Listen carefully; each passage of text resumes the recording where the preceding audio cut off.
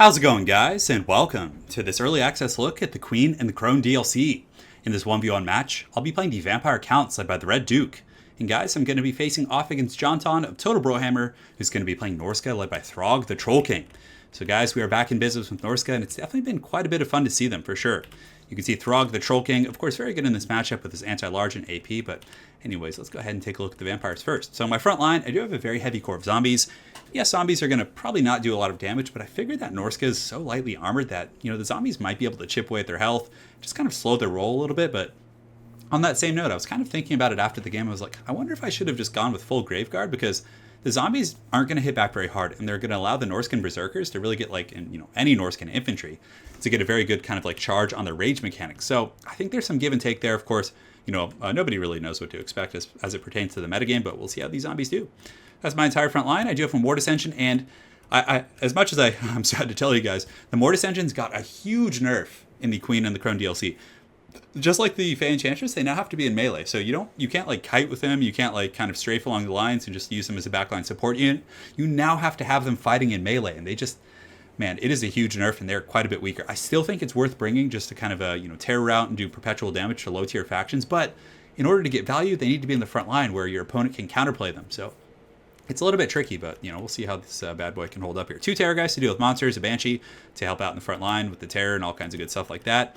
We do have the Sternsmith, of course, in the secondary line, another group of Graveguard, Red Duke on his Hellsteed. I wanted to go a little bit wider, but honestly, in retrospect, I don't know if a dragon would have been necessary, because with 2 Terror guys, I feel like that's enough. 2 Skeleton Spears, and that's pretty much it from army. For Jonton, he has a pretty, it looks like a Berserker heavy front line. So Berserkers, he's got some Marauder Champions, looking to get most of his AP from the Skin Wolves to the Maws of Savagery. Throg, of course, has anti-large, so Throg is just a beast. If you put Throg and those Skin Wolves together, it's very hard for the Terror guys to accomplish much. Marauders with Throwing Axes, I really like this from Jonton, so I was expecting a Mammoth, maybe a bit of a Death Star with Famir, but he really switched it up and brought a pretty cool build. So he's got Marauder Horsemen, he has a bunch of Marauder Hunters with Javelins in the back line, and they are really good against Mortis Engines. 90 range, so they can just poke down that Mortis Engine, and if I'm in the front line, they're pretty much guaranteed line of sight on it, so that's pretty scary. And of course, if Red Duke's flying around in the air, let's see, so Red Duke has 80 armor, so, sorry, there's some crazy motorcycles outside, but they can do a pretty good job at kind of poking down the Red Duke in the sky. And it looks like he has some Norscan Warhounds on the far side. So without further ado, let's get the show on the road. So the Berserkers and other troops are going to basically just be colliding with my Vampiric front line, my zombies, the Walking Dead. And the Mortis Engine will be supporting, but it'll be safe initially, probably put it in there, but as soon as Jonton gets his Hunters and other troops in formation and just pick it off, it's going to be really scary. So right here, I'm just kind of thinking about what to target with my breath attacks. The Famir Balefiend actually is a large target, so that could potentially be good, but the Berserkers coming in just bloodthirsty. And, I probably should have just gone all Graveguard. As soon as I, just saw this impact, I was like, oh, man, but we're just kind of sending in all our forces. The Sternsmen and Graveguard will just beat down these Berserkers with their armor and anti-infantry bonus. You can see Throg's trying to throw up. It looks like he does get a nice little clip on my zombies. But the Mortis Engine, like I said, I have it here. I would have liked to have, strafe along the back line and just avoid his missiles, but, you have to get it in there and really sit. The 2 Terror guys just kind of, like I said, looking for a target. And the Red Duke did fly up and over and summon some zombies in the back, which will be very helpful. So, if we look at the Norscan front line, the Berserker is pretty much taking no damage. The center ones, the Brutes of the Hound, are getting beaten down a little bit, but pretty even so far. Bounce of Power quite even, so no, massive initial engagement. Lure Fire, really good burning bolts going down on my zombies there. But obviously, I expected the zombies just to take the initial charge. But it also made me think, after I watched this replay, and look at those Javelins just picking apart my Claw of Nagash. So in response, I do pull down one of my Terror guys. I have it start attacking the Maws of Savagery, who are a large target. And I do have the support of some zombies and Graveguard and things like that. So I felt relatively safe in doing that. The Banshee's kind of holding it down right here, just kind of battling some of these Berserkers. And I do get a nice engagement here with the Terror guys. It looks like he just one-shotted him, but he just had, that looked like a flop in basketball where he just falls over. But realizing that there's so many Javelins, I was like, I kind of don't want to sit there too long because he has Throwing Axes with AP. So I pull my Skeletons from Auxiliary to kind of plug this wound here. And then, screening him with zombies and skeletons, I do get the Mortis Engine re-engaged in the top, which should be fine. The Skeleton Spears are holding a little bit. And I'm trying to get some work on Throg, but Throg has the support of those Skin Wolf Werekins and stuff. So I'm not getting a whole lot of work in here. And of course, the Troll King is just Hulk smashing these guys and having a good old time.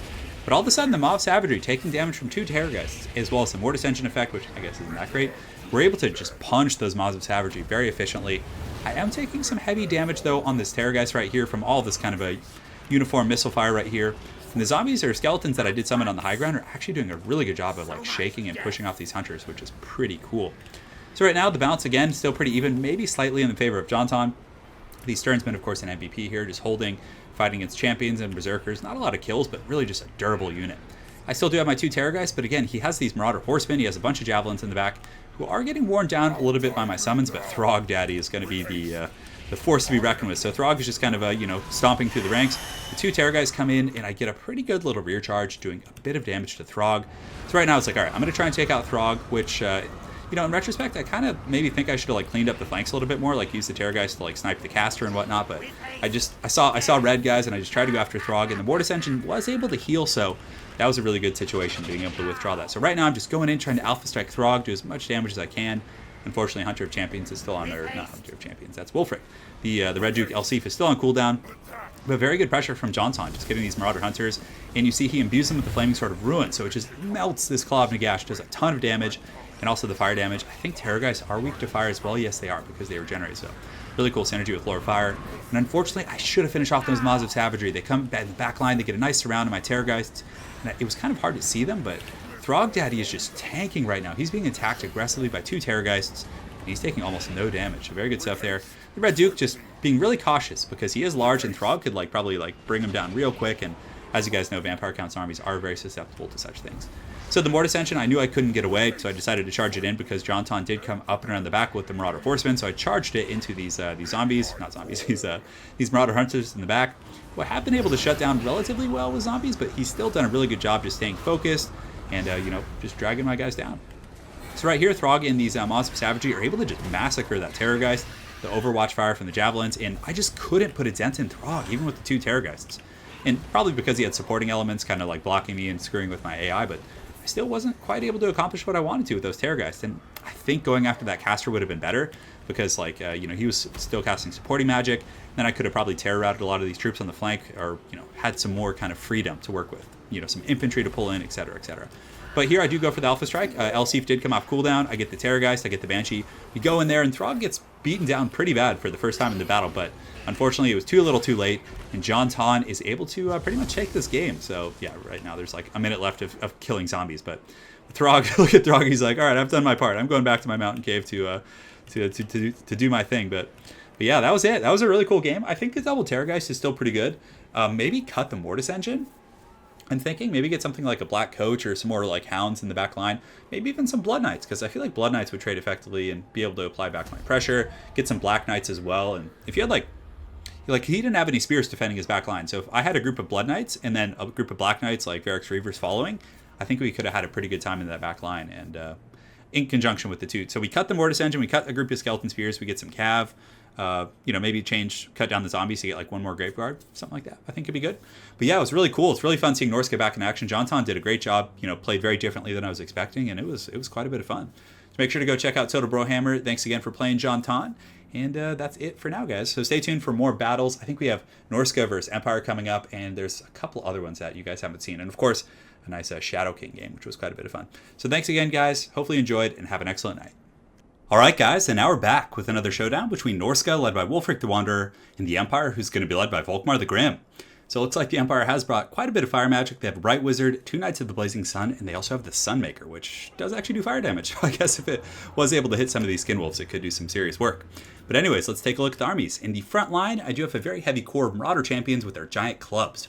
So I like these against the Empire because, number one, they trade effectively with greatswords, and they pretty much trade effectively with everything else. I mean, they can beat spearmen, halberds, flagellants due to their high armor values. But I guess the one thing that going relatively narrow with this, like having a front line of Marauder Champions, is if their handgunners and missile pieces are able to really focus them down, your army's suddenly going to become very narrow. So we do have the 3 champions in the front line, 2 Marauder Spears on the outsides of the formation, so 1 here and 1 here to assist with the cav fights. We'd also have 2 groups of standard Marauders. I think we have 1 on the other side as well, which is going to be the Icehorn Marauder. So for anyone who hasn't seen these guys, I know there's a lot of new players since the advent of Total War Warhammer 2, but these are just a regiment of renown of the Norsca and just standard Marauders, but they have better stats, 41 melee attack, 39 melee defense. And they're also perfect vigor, so they never get tired, which is pretty cool. Hiking those Norscan plains definitely gets them in shape. We do have Famir Balefiend with Shadow, so Pendulum, very good against the Empire. Melkos Mystifying Miasma. He's very, very powerful at slowing down enemy cav. Even though they have magic resist, it's still worth it in my opinion. One group of Javelins just for utility, and if they had like a Flying Lord, I just want to have something to keep them honest. We have the Beasts of Tashnar. Are those like marks of Crone? I thought it was like a mark of Crone, and they're like, but damn, they look really cool. But anti-large, 40 melee attack, I like to have them running amok with the Beasts, or the Maws of Savagery here, which are the ROR of the Skin Wolves, the armored variant. So these guys have anti-large and really good AP, so as long as they don't take the charge head on from the Knights of the Blazing Sun, they should be okay. And I think that's it. We do have Wulfric the Wanderer on horseback here, so he's really good in this matchup. Throg is good, but Throg is also a very big target. And Wulfric, pretty well armored. Of course, he's very good at assassinating Empire heroes, especially the casters. So I think he's a pretty strong pick. That's pretty much it for my forces here. I think we do have some Ice Wolves on the flanks here, so we have one here, and it looks like some Norscan Ice Wolves on the far side. And pretty much the way to beat the Empire is, yes, my front line is narrow, but I also have a very kind of a heavy flank presence. So I have troops here, I have troops here, I have troops here. So I think that swarming them, taking out their handgunners, their artillery pieces, and just stretching their micro is really the way to beat them. So without further ado, let's get this show on the road.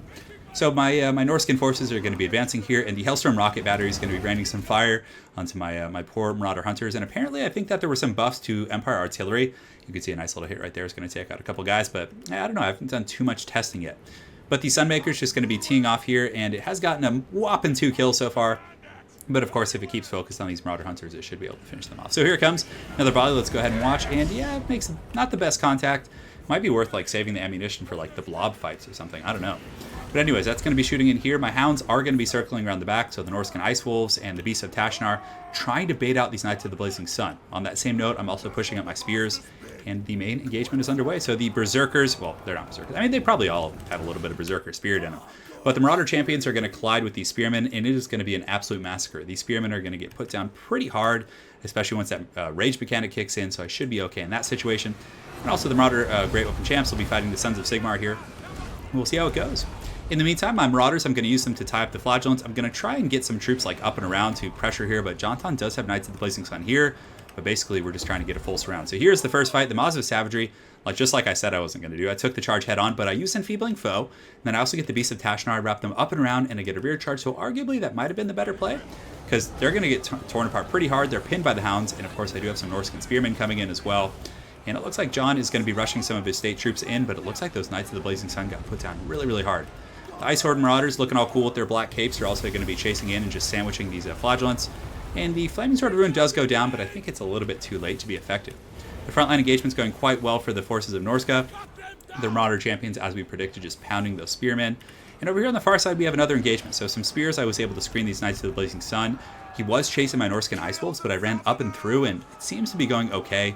And of course, Volkmar the Grim is probably going to collapse in this flank right here. So you can see my poor Marauders not ready for this rear charge. The full might of Sigmar coming in here and just sending them, flying over the heads of these Flagellants here. But yeah, looking pretty even so far. I think our catch of the Knights of the Blazing Sun on the far side was really good, but he also gets a nice little flank collapse. But really, I think the backline is just too heavily compromised. Norscan Ice Wolves got back there. The Sunmaker just mostly shooting its own troops. And again, guys, just a disclaimer, a lot of these games we are playing in early access are just more experimental rather than competitive, so I wouldn't draw too many conclusions. But yeah, the Sunmaker just friendly firing, just his own troops here. I think it was like trying to shoot the wolves or something, but that was pretty rough. But anyways, the Norscan's doing pretty well. Wulfric's just kind of getting ready to position here in the middle. And the Flagellants getting taken apart pretty darn hard by these Icehorn Marauders and Spearmen and other troops, but it looks like there's going to be a Burning Bolts going down right up here. I think there should be a Fiery Catechism in the sky here in a moment. It actually looks pretty cool. I've never looked at the fire one. But anyways, fire damage coming down, going to roast a lot of my Norscan troops, and it does a lot of damage. But really, the Flagellants have 4 models. They're not really holding terribly well. Famir Balefiend, of course, always pretty good utility, and I like them a lot. I mean, 400 weapon strength with solid AP, and, melee stats are a little bit low, but that armor sundering, I really do like the Famir. So here we have a duel of duels. You can see Wulfric the Wanderer is going to be fighting Volkmar the Grim. I'm pretty sure Wulfric would win one-on-one just due to how he's a true combat lord. But we do have the Famir coming in with the Tail Whip, which is also going to sunder his armor down to 0. And Hunter of Champions, those 2 armor sundering effects put Volkmar to 0. He gets surrounded, and he's just going to get a Royal Norscan whooping right now. So got some great weapons pushing in the back line. The Empire handgunners and other troops were compromised just so darn quickly that I don't think they were able to net the value they want. But you can see a couple of these Marauder Champions are going to get last samurai by those handgunners. And at that point, I think it's pretty much going to be a wrap for the Empire. They do have a Warrior Priest in here and the Bright Wizard. Of course, Jonton bringing mostly a thematic army with flagellants and things like that. But yeah, greatswords probably are going to be the more standard pick, although I haven't talked to him. Jonton is, knows Empire quite well, so obviously he was just moving around here a little bit. But yeah, it was interesting to see the Sunmaker and everything. It got 62 kills, still not worth it, I don't think. But Knights of the Blazing Sun on one side did fairly well, but the other ones really got taken out by those Maws of Savagery, which you would expect. They cost 400 more, but I still like the Knights of the Blazing Sun pick, and Volkmar I think is good here too. The fire damage is very good counter to like Skin Wolves and a couple other regenerating trolls and against Throg. And the Firecaster I like as well. Warrior Priest is probably something, I guess he does imbue fire damage, so that could have a niche against like a Skin Wolf troll heavy army, but yeah, it was quite a bit of fun. So hopefully you guys enjoyed these two games. The second game I actually decided to tack on after the fact, but hopefully you guys enjoyed seeing Norsca, and I think the previous game was like vampires, and I can't even, I'm too old. I'm getting too old, guys. Can't remember things anymore. But very well played to Jonton. Hopefully you guys enjoyed, and we will see you guys next time.